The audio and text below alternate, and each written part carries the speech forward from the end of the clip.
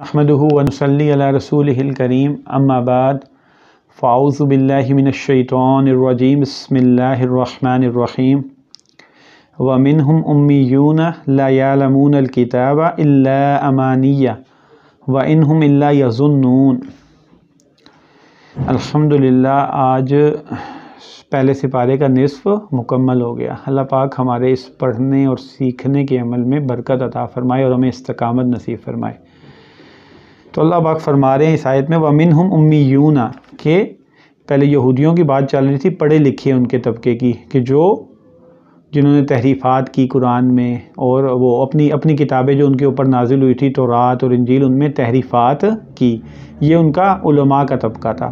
اب یہاں سے دوسرے طبقے کا ذکر آ رہا ہے کہ جو عوامی طبقہ ہے، جو کتاب کے نہ جاننے والا طبقہ ہے۔ تو وَمِنْهُمْ أُمِّيُّونَ کہ ان میں سے امی لوگ تھے کہ جو پڑھے لکھے نہیں تھے، لا یعلمون الکتابہ وہ کتاب کو جانتے نہیں تھے، یعنی کہ جو آسمانی، یہاں کتاب سے مراد آسمانی کتاب، آسمانی علوم جو اللہ پاک نے ان کے اوپر نازل کیے تھے کتاب کی شکل میں، اس کو جانتے نہیں تھے۔ الا امانیہ مگر کیا؟ اپنی خواہشات، امانیت، تمناؤں کے پیچھے چلتے تھے، آرزوؤں کے پیچھے چلتے تھے۔ یعنی کہ جو کتاب کا جو اللہ نے علم نازل کیا ہے اس کو یہ لوگ بالکل نہیں جانتے تھے، لیکن کچھ خواہشات تھی، اور وہ خواہشات ان کے اندر کیسے پیدا ہوتی تھی؟ ان کے علماء نے ان کو اس چیز کے اوپر لگا دیا تھا۔ اللہ نے آگے ذکر آئے گا کہ اللہ جیسے مختلف قسم کی ان کی تمنائیں تھی، کہ آرزوئیں تھی کہ ان کے علاوہ، یہودیوں کے علاوہ کوئی بھی جنت میں نہیں جائے گا، اور آگ ان کو چھوئے گی مگر گنتی کے چند دن، اور یہ اللہ کے محبوب ہیں۔ اچھا، یہ امانی ہیں، یہ جو تمنائیں ہیں، یہ تو بالکل ہمارے اس سوسائٹی پہ بھی بڑی زبردست فٹ ہوتی ہے۔ کس طرح فٹ ہوتی ہے کہ اب ہم لوگ بھی عمل نہیں کرتے، اور تمنائیں بہت بڑی بڑی ہیں، جنت کے دعوے دار ہیں، صرف اس پہ بیٹھے ہیں کہ اللہ کے نبی کریم صلی اللہ علیہ وسلم کی امت میں پیدا ہو گئے ہیں، تو اللہ تعالیٰ کے نبی اور اللہ کے نیک بندے ہمیں بخشوا لیں گے اور ہم جنت میں چلے جائیں گے، اور عمل کچھ نہیں کرنا۔ تو بھئی جو دین اللہ کے نبی کریم صلی اللہ علیہ وسلم لے کے آئے ہیں، جو تعلیمات لے کے آئے ہیں، اس کو عمل نہیں کریں گے تو کیسے جائیں گے؟ اللہ کے نبی کریم صلی اللہ علیہ وسلم کے دامن سے چمٹے بغیر تو نہیں جا سکتے۔ اللہ کے نبی کریم صلی اللہ علیہ وسلم کی شفاعت تو انشاءاللہ ہمیں ملے گی، لیکن تب ملے گی جب ہم اس کے قابل بھی بنیں گے۔ ساری راتوں میں حرام کام کرتے رہیں گے، نامحرم عورتیں، گندی فلمیں، اور نہ جانے کیا کیا چیزیں ہم لوگ دیکھتے رہیں گے، تیرے اللہ کی نافرمانی والے کام کرتے رہیں گے، پردہ ہم نے نہیں کرنا، جھوٹ، بددیانتی، دھوکہ دہی، کون سا ایسا گناہ ہے جو ہم نے نہیں کرنا، اور تمنائیں ہماری جنت کی ہیں کہ ہم نبی کے امتی ہیں اور جنت میں چلے جائیں گے بغیر عمل کے۔ نماز کے لیے گرم بستر کو چھوڑنا مشکل، مسجدیں ویران، خالی، فجر میں ایک صف نہیں ہوتی، باقی نمازوں میں بھی کاروبار عزیز، جاب عزیز، دنیا کے کام عزیز۔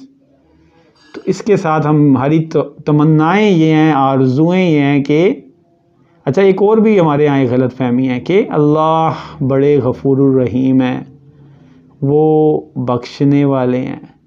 حقیقت میں اللہ بخشنے والے ہیں، بڑے غفور الرحیم ہیں۔ نہیں تو جو ہمارے اعمال اس وقت ہیں، تو اللہ تعالیٰ پہلی امتوں کو اللہ نے اوپر اٹھایا اور زمین پہ پٹخ دیا، تو ہمارے اعمال اس قابل ہیں کہ اللہ ہمیں اٹھائیں اور الٹا پٹخ دیں۔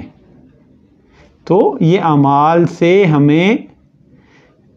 ہمیں پتہ ہے انعام، اپنی حرکتیں ہم نے نہیں بدل رہے، ہم اپنی حرکتیں نہیں بدل رہے، صرف اللہ پہ تکیہ بھی جس اللہ نے یہ قرآن کیوں اتارا؟ اگر اللہ نے صرف ایک ہی ہماری یہ تمنا تھی کہ اللہ غفور الرحیم ہے، ہمیں بخش دیں گے، اللہ نے اپنے نبی کو کیوں بھیجا؟ اتنے نبی کیوں بھیجے اس قوم دنیا کی لوگوں کی ہدایت کے لیے؟ اگر صرف اللہ نے ہی ہمیں اپنے رحم سے بخشنا تھا۔ اللہ خالی رحمان رحیم نہیں، اللہ جبار بھی ہیں، اللہ قہار بھی ہیں۔ اللہ کا عذاب جیسا اللہ کی جو پکڑ ہے، وہ ایسی پکڑ بھی کسی کی نہیں ہے۔ اللہ جب پلٹنے پہ آتے ہیں، اللہ کے جو عذاب آئے ہیں قوموں پہ، اللہ نے جہنم بنائی ہے، وہاں ایک جہنمی کو جو عذاب دیا جائے گا کہ اس کے پاؤں میں آگ کے جوتے ہوں گے اور جو سب سے ادنا دھرتی ہوگا اس کے سر ابل رہا ہوگا، تو اللہ کی جب پکڑ ہے وہ بھی بڑی سخت ہے۔ تو یہ خالی آرزوئیں اور بے بنیاد آرزوؤں کے اوپر اپنی زندگی کو بسر کر لینا کہ عمل نہیں کرنا، اور صرف اچھا ہم لوگ ایونٹ پسند بھی ہیں۔ ایونٹ پسند کا کیا مطلب ہے؟ ایونٹ پسند کا مطلب یہ ہے کہ ہم چاہتے ہیں کہ کوئی شارٹ کٹ ہو، کوئی سالانہ کوئی میلہ ٹھیلا ہو، کوئی وقتی ایک کوئی تقریب کر لیں، کوئی ایونٹ بنا لیں اور بس عمل کچھ بھی نہ کریں۔ 24 گھنٹے اللہ کی نافرمانی، اللہ کے رسول کی نافرمانی میں زندگی گزاریں اور بخشے جائیں۔ تو بھائی یہ جھوٹی تمنائیں ہیں، یہ تمنائیں ہمیں رسوا کریں گی آخر میں اپنے اللہ کے حبیب اس نبی کے سامنے اور اللہ کے سامنے ہم رسوا ہو جائیں گے قیامت کے دن، اور جب مریں گے تو ہماری آنکھیں کھل جائیں گی کہ ہم کن جھوٹی تمناؤں میں بیٹھے ہیں کہ بے عملی کے ساتھ جنت میں جانے کی توقع ہے۔ تو اللہ پاک ہمیں سمجھ دے۔ تو یہ اللہ پاک فرما رہے ہیں کہ یہ کتاب کو نہیں جانتے لیکن ان کے پاس تمنائیں اور خواہشیں ہیں، بس ان کے پاس انہم الا یظنون، اور یہ کیا بس تکے لگا رہے ہیں، خیالی باتیں، خیالی تکے۔ نہ اللہ کی قرآن میں وہ باتیں آئی، نہ حدیث میں آئی، نہ اللہ کے نبی نے فرمایا، نہ ان کی کتابوں میں جو پہلی لوگ ہیں ان کی کتابوں میں آئی، نہ اللہ نے احکامات کی شکل میں اتارا، بس صرف تکے لگا رہے ہیں، اپنے بس گمانوں میں ہیں، اسی میں زندگی بسر کر رہے ہیں۔ تو اللہ تعالی ہمیں اس سے بچائے۔ انشاءاللہ اس کے بعد اگلی آیتوں میں مزید اس پہ بات ہوگی۔ اللہ پاک ہمیں سمجھ عطا فرمائے۔